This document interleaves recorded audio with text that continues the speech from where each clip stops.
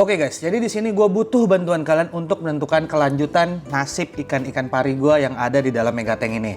Jadi gue akan jelasin dulu secara singkat apa kendala yang gue hadapi sekarang ini. Nah, ikan pari air tawar ini walaupun dia salah satu ikan air tawar yang paling sensitif, namun begitu dia berada di tempat yang nyaman dan secara keseluruhan parameter air terjaga dan semua terpenuhi, ikan pari air tawar ini akan terus-terusan beranak. Nah, terus kendalanya di mana? Kalau dia beranak di dalam megatank ini, kalau misalnya gue biarin anaknya brojol di dalam megatank, kemungkinan besar anak-anaknya tidak akan selamat. Sehingga cara yang paling tepat itu untuk sekarang, sebelum anaknya itu brojol, ya gue harus keluarin indukannya, terutama si betinanya, dan gue pisahin ke dalam bag fiber yang sudah gue persiapkan. Namun, mengeluarkan indukan pari ini sangat beresiko. Kenapa? Karena gue harus nyelam langsung ke dalam kolam dan berhadapan langsung dengan ikan pari. Nah, ikan pari ini dia memiliki duri di ekornya yang memiliki racun. Nah, racunnya itu sangat berbahaya. Sehingga sekarang ini gue dihadapi oleh sebuah dilema di mana pilihan gue itu antara membiarkan anak-anak pari itu lahir di megatank dan kemungkinan besar akan mati di sana dihajar oleh ikan-ikan predator monster, atau gue mengeluarkan indukan pari sebelum dia brojol dan gue biarkan dia melahirkan di tempat terpisah. Kemudian setelah melahirkan, indukannya itu gue kembalikan ke dalam megatank. Itu apa yang sudah gue lakukan beberapa kali sebelumnya. Nah, anakan ikan pari pun secara ekonomis itu nilainya lumayan. Untuk kelas BD hybrid itu udah di angka 2 sampai 2,5 juta. Sedangkan untuk BD itu udah seekornya 4 sampai 5 juta. Dan harga itu kita asumsi dengan spek yang standar. Kalau speknya tinggi mungkin bisa dijual lebih dari itu. Jadi ini sebuah dilema di mana antara gue mempertaruhkan ya bahayanya mengevakuasi ikan pari atau melihat dari segi moral dan ekonomis yang ada di depan. Karena secara nggak langsung gue mikirnya ini sebuah rezeki ya. Kita udah dibeli rezeki karena nggak semua orang bisa ngebreed pari. Nah, ini gue udah diberi rezeki tapi gue ngerasa sayang aja kalau emang harus disia-siakan anakan yang lahir mati begitu aja di dalam megatank. Anggap aja 5 ekor yang lahir. Kita ngomong BD hybrid, itu udah 10 juta guys. 10 juta itu bukan nominal yang sedikit. Apalagi kalau misalnya BD gua yang beranak 5 ekor. 4 juta kali 5 udah 20 juta. Jadi ini bukan angka yang sedikit menurut gua. Namun resiko yang harus gue pertaruhkan masuk ke dalam megatank untuk mengevakuasi itu juga bukan hal yang sepele yang bisa dianggap ringan gitu kan. Jadi bagusnya ini diapain gitu. Bagusnya ini diapain? Apakah gua buat tank sendiri khusus biar pari-pari gua ini beranak sehingga tidak ada lagi ikan pari dalam megatank atau seperti apa? Karena gini loh, misalnya gua serok ikan pari, kalau kenapa-kenapa gua kena tusuk. Oke lah, misalnya kena tusuknya di kaki gitu. Masih mending, tapi kalau kena tusuknya di mana? Di bagian vital. Kan itu udah sesuatu yang sangat-sangat disayangkan. Untuk sekedar kalian tahu, ikan pari air tawar ini dia sistemnya mengandung. Dia mengandungnya itu sekitar 100 hari. Sehingga begitu betinanya melahirkan dan gua kembalikan ke dalam megatank, biasanya betinanya langsung dibuahi lagi oleh jantan. Makanya gua tahu hitungan 100 hari semenjak betinanya itu melahirkan, kemungkinan besar akan ada lagi anakan yang bakal lahir.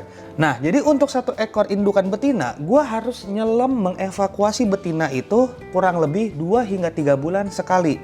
Kalau gue memiliki beberapa ekor betina, yang ada bisa-bisa setiap bulan gue harus mengevakuasi ikan pari tersebut karena mereka mau melahirkan. Namun, dengan frekuensi gue menyelam dan mengevakuasi ikan-ikan pari itu, kemungkinan terjadi eksiden juga semakin tinggi. Jadi ini sebuah dilema yang benar-benar gua bingung banget, ini gua harus ngapain sekarang ini.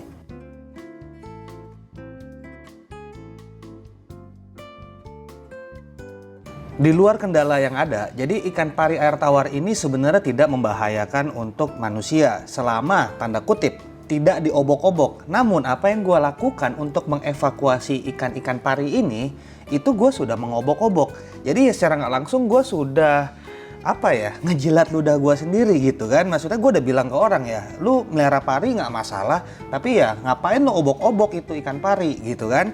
Kalau kalian tidak obok-obok ikan pari ya nggak ada masalah, karena ikan pari itu hanya akan menyerang kalau mereka merasa terancam. Namun apa yang gue lakukan untuk mengevakuasi itu membuat mereka merasa terancam. Nah, ikan pari air tawar ini juga, ini sekarang sudah mulai sangat banyak orang yang memeliharanya. Dan ikan pari ini sangat aman untuk digabung dengan ikan-ikan predator lainnya seperti peacock bass dan arwana.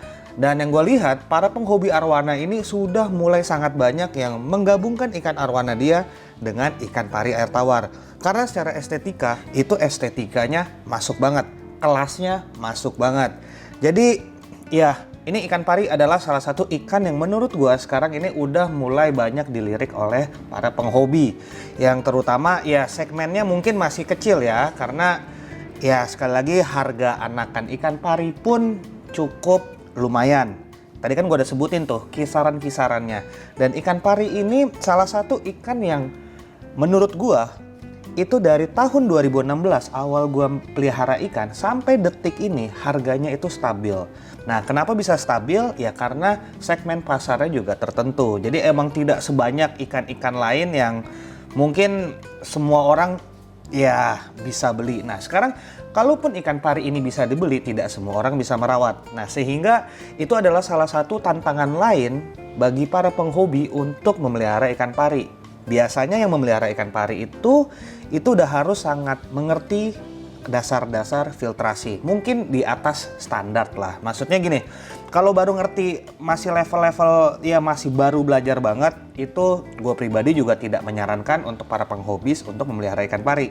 Karena kasihan dong, kita udah beli abis itu nggak lama ikannya mati. Nah, namun dengan seperti itu sebenarnya menjadi sebuah tantangan tersendiri untuk para penghobis untuk apa ya bahasanya, mempelajari lebih dalam filtrasi. Nah, ikan pari ini udah menjadi sebuah identitas untuk gue pribadi karena gue juga belajar semua ilmu filtrasi karena tantangan memelihara ikan pari itu menjadi ya udah identitas gue. Bahkan nama Instagram gue ya My Stingray kan. Walaupun gue udah terkenal dengan mungkin ya dikenal orang itu megatank dan ikan-ikan predator monsternya, tapi buat gue ikan pari ini adalah sebuah identitas.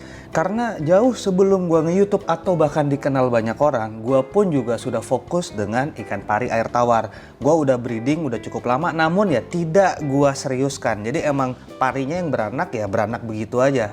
Tapi skalanya itu tidak gue besarkan. Pemikiran gue itu kemarin bercabang-cabang. Awalnya gue melihara ikan pari, akhirnya gue melihara ini, itu, akhirnya gue bangun megatank. Jadi sehingga ya mungkin kalian juga tahu waktu itu indukan gua hampir semua indukan gua itu gua jual.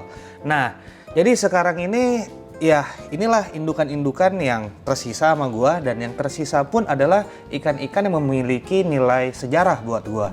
Seperti marble Motoro gua ini adalah pari air tawar yang pertama kali gua beli di tahun 2016, dan karena gua ingin bisa memelihara dia, itulah gue belajar semua hal mengenai filtrasi secara detail, dan itulah kenapa gue bisa menjelaskan apa yang gue pelajari ke kawan-kawan semua.